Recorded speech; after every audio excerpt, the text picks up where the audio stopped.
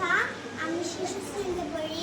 আমি এখন গ্রাম তারপর শহরে কিছু বলবো। গ্রামে থাকে পশু পাখি, ছাগল, মুরগি, গরু, পাকা রাস্তা, কাঁচা রাস্তা, মাটির বাড়ি, টিনের বাড়ি, তারপরে মানুষ থাকে, ফুল থাকে, পাখি থাকে, অনেক কিছু থাকে, গাছপালা থাকে, জঙ্গল থাকে, অনেক কিছু।